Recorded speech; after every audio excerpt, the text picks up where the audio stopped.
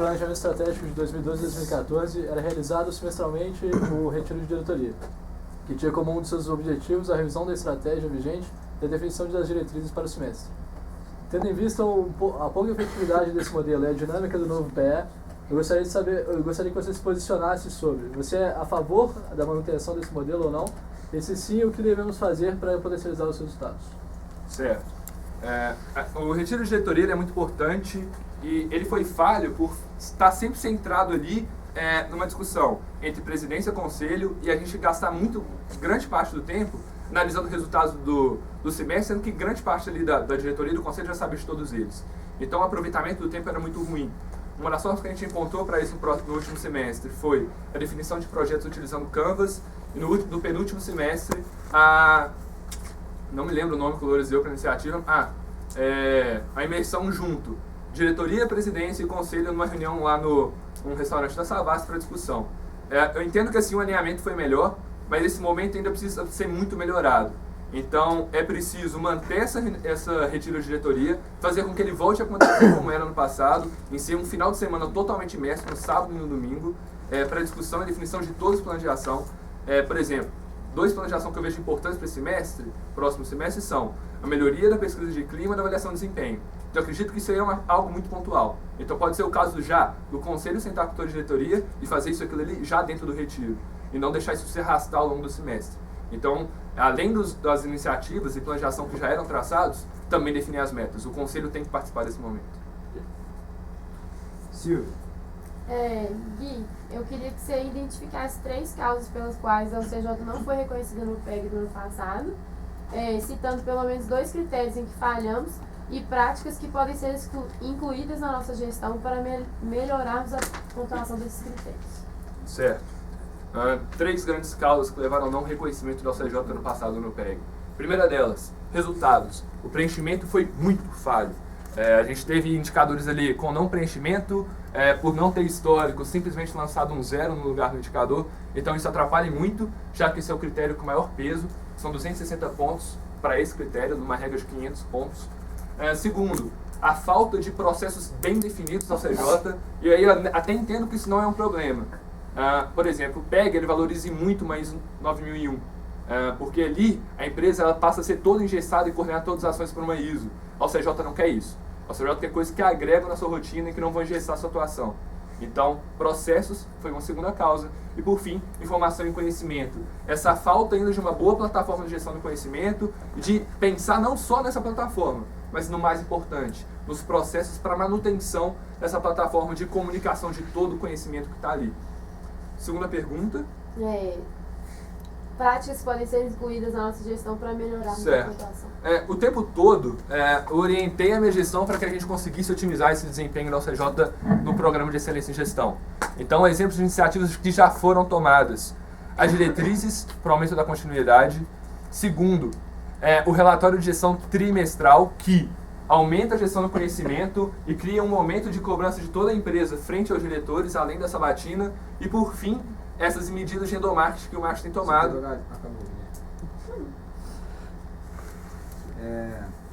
Diego. Guilherme, no passado discutimos muito sobre qual era o modelo de atuação, o melhor modelo de atuação junto com o conselho e com a diretoria executiva.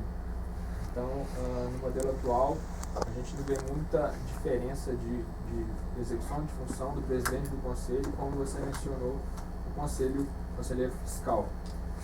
Como você acredita que é a melhor forma de atuação desse modelo? Tá. Deixa o celular virado para mim, ter o controle do tempo, por favor. É o seguinte. Em 2013 foi tentado um modelo de conselho em que a gente tinha conselheiros exclusivos por diretoria. O modelo foi muito falho, porque, como eu disse no passado, os conselheiros não eram tão coesos, não tão alinhados, então a atuação foi muito falha, os conselheiros não tinham uma visão sistêmica de toda a empresa, só de algumas diretorias. Então, eu entendo que esse não é o modelo de atuação ideal. Talvez seja o caso de uma discussão em retiro de diretoria para definição de um modelo de acompanhamento mais direcionado, para ser uma discussão mais aprofundada. Mas eu entendo que isso tem que ser muito discutido e não uma simples proposição de acompanhamento específico ou não. Definição de presidência do conselho. Isso não é mais definido desde o segundo semestre de 2013, quando o Loures foi conselheiro. Acredito que a definição do presidente do conselho não é tão relevante, mas poderia ser feita, porque isso facilita em alguns momentos o direcionamento de mensagens e de tomada de decisão.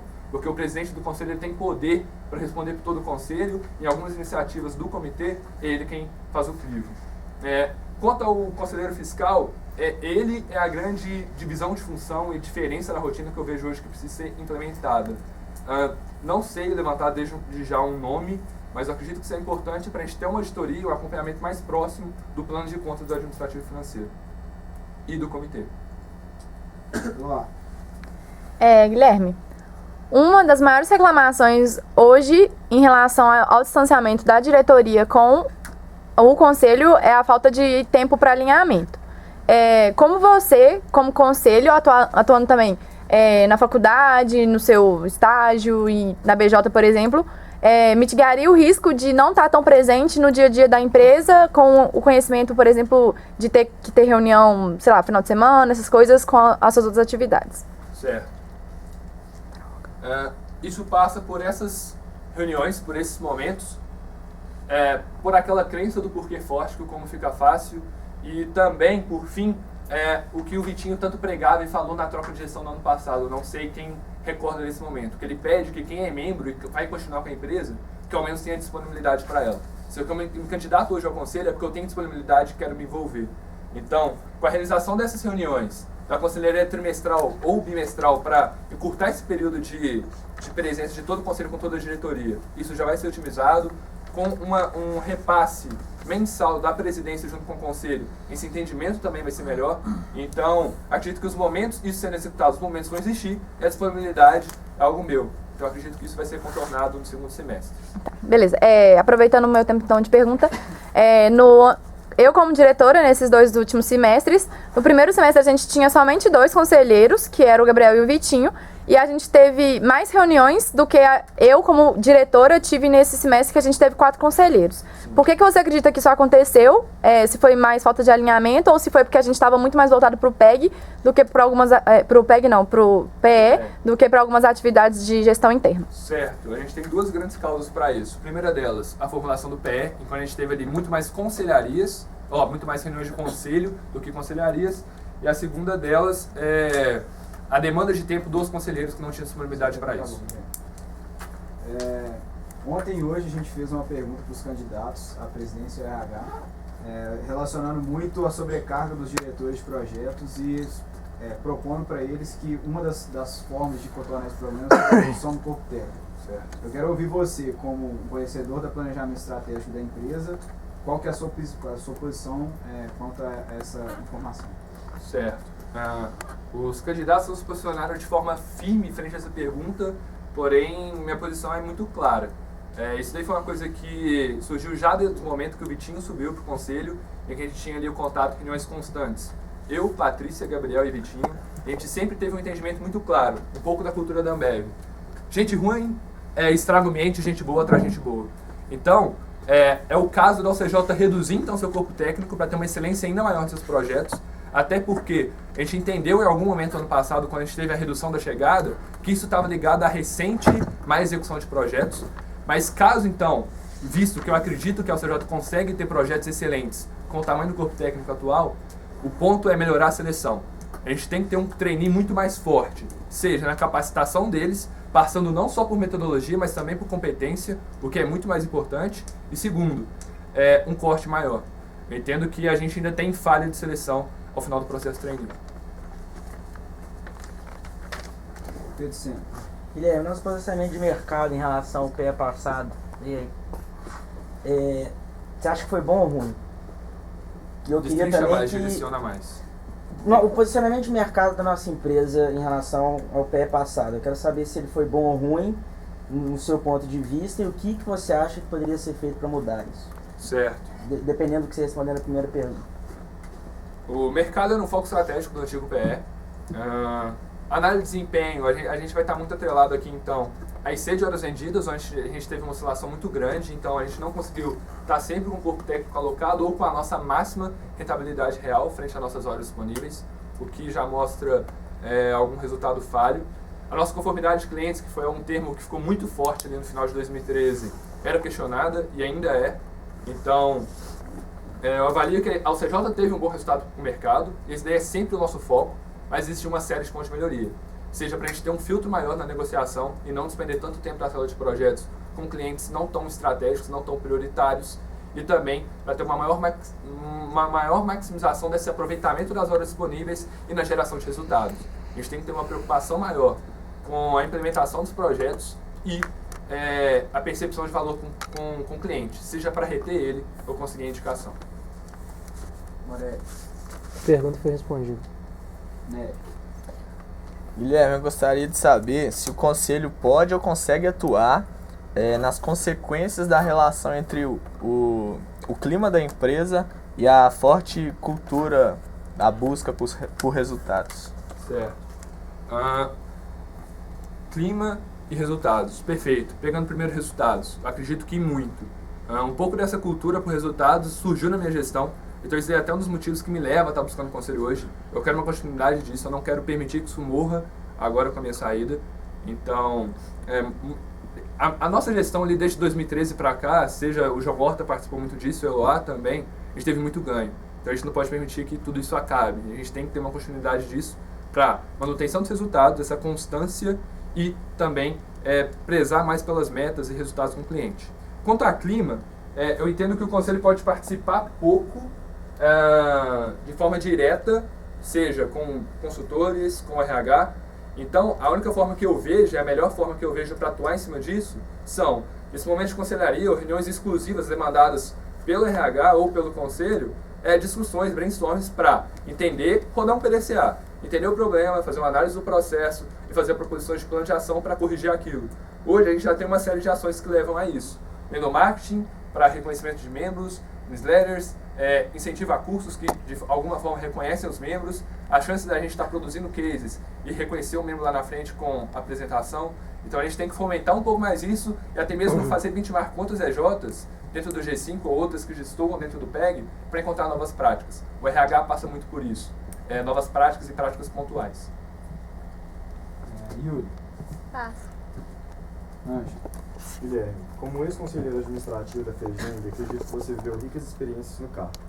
Existiu algo dessa experiência que você pode trazer para o cargo pretendido de conselho administrativo da UCJ? Certo. A minha experiência dentro do conselho da FEGENG foi muito rica por dois grandes motivos. Primeiro, eu participei da comissão estratégica, ainda ali no meu primeiro semestre, em que eu atuei junto com toda a diretoria executiva, acompanhando os resultados deles e a formulação do PE vigente da FEGENG. Uma segunda experiência muito forte foi a proposição do desligamento do presidente do conselho da FEGENG. Então, hoje ali eu tive que ter um entendimento de articulação de rede muito grande. Então, eu acredito que isso pode sim ser levado para o conselho, já que eu também fui conselheiro administrativo e estudei muito sobre governança corporativa. Então, a governança corporativa da UCJ hoje tem que ser melhorada, seja a interface conselho-empresa, conselho-comitê. E um pouco mais disso entra muito em conhecimento de casa e conhecimento de média. Esse foi, já na minha entrevista eu queria a presidência, então todo o meu plano de carreira foi moldado para que eu chegasse no cargo mais rápido possível.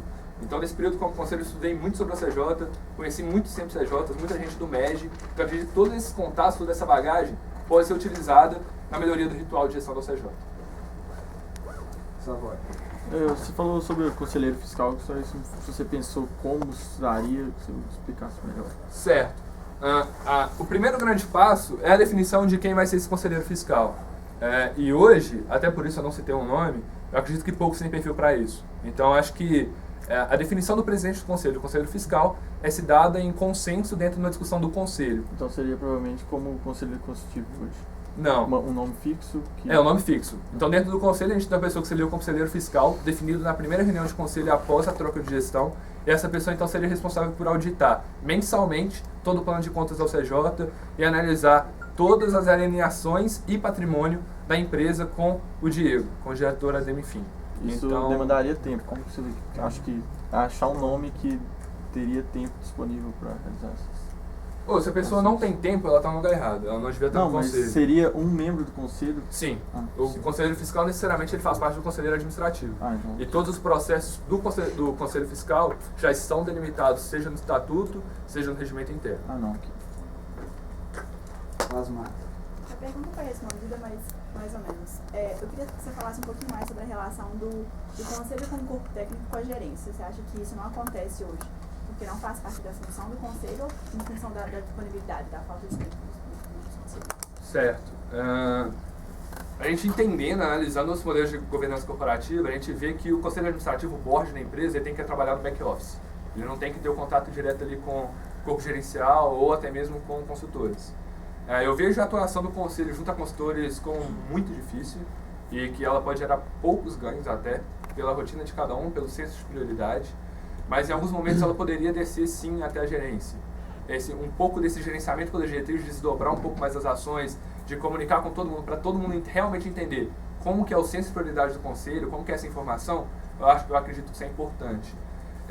Uma forma que eu tenho discutido e pensado internamente de um tempo para cá para melhorar esse aproveitamento do conselho com a empresa, vai um pouco de encontro com a proposta da ANA, pelo que a Brasil Júnior está fazendo agora, que é a definição de coaches. Então, por exemplo, eu sou assessor de negócios, eu vou ter coaches quinzenais com o meu diretor, que é o presidente da Brasil Júnior, o Vitor Casagrande. Então, eu acredito que, de alguma forma, a gente podia fazer um piloto, já que na Brasil Júnior também está sendo assim, de verificar com o corpo técnico, toda a empresa, quem teria interesse por um coach com conselheiros, e a partir de então alocar, a partir de plano de carreira, de áreas de maior interesse, essas pessoas para ter um coaching mensal, quinzenal, com o conselho. Eu acho que essa é a única ponte que eu consigo enxergar e que realmente geraria valor. Pessoal, o Guilherme gastou 12 minutos e 47 segundos, ainda a gente tem tempo para perguntas. Quem? Marcelo, Yuri, Savoy.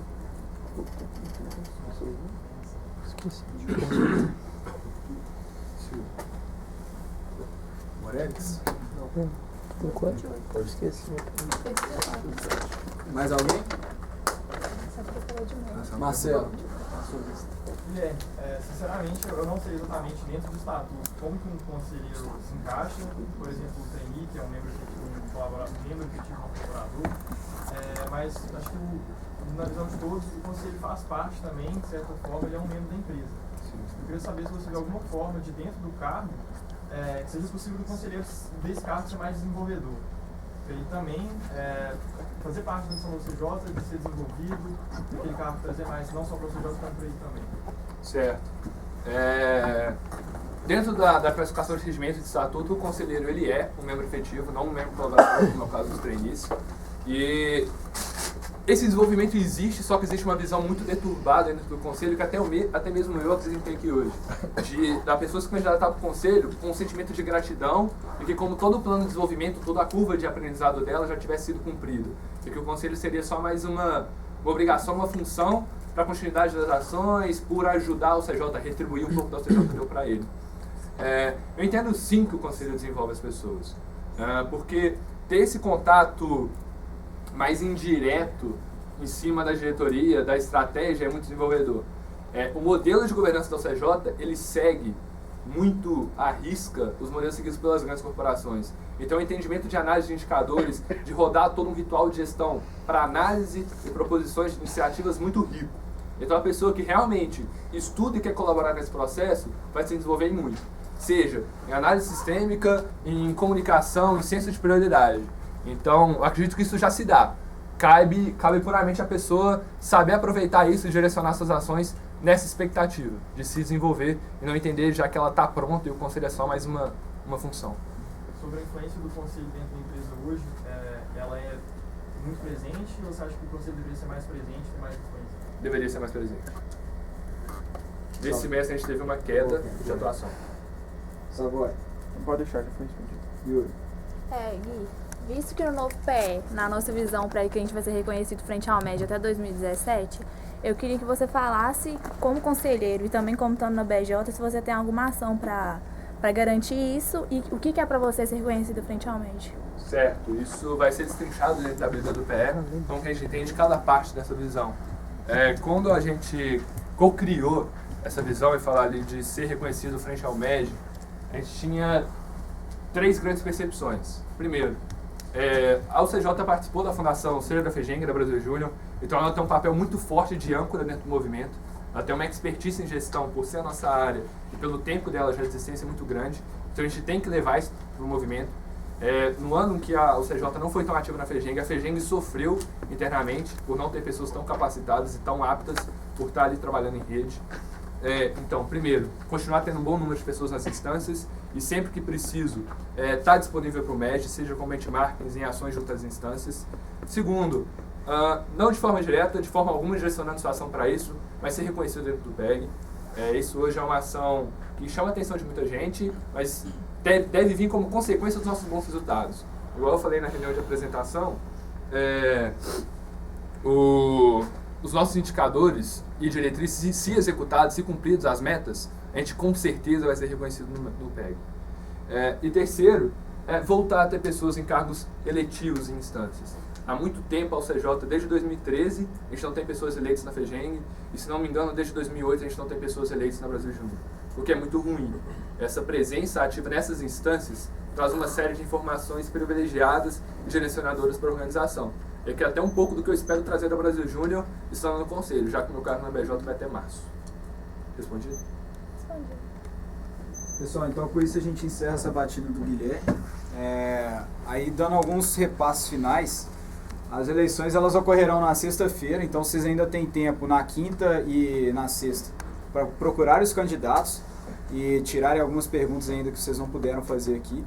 Ela ocorrerá em 2 períodos. Primeiramente vai ser na parte da manhã, se não me engano, de 10 a 1 da tarde. E depois uma segunda parte que vai ser na parte da tarde mesmo, de 3 horas até as 6, se eu não me engano. A gente vai mandar isso por e-mail. Todo mundo que viu a sabatina tem direito a voto. Vocês só podem votar se vocês viram a sabatina de todos os candidatos do cargo que vocês estão votando. Às 6 horas a gente já fica em espera para o conselho chegar e a gente poder abrir a urna de eleição. E assim que sair o resultado, a gente vai apresentar o resultado na frente de onde era a sala antiga da UCJ, na frente ali da entrada perto ali do castelo que a Paula fez ali. E aí, depois disso, a gente vai ter uma celebração tradicional que a gente vai pro Rei do Pastel. Aí todos vocês estão convidados, beleza? Obrigado.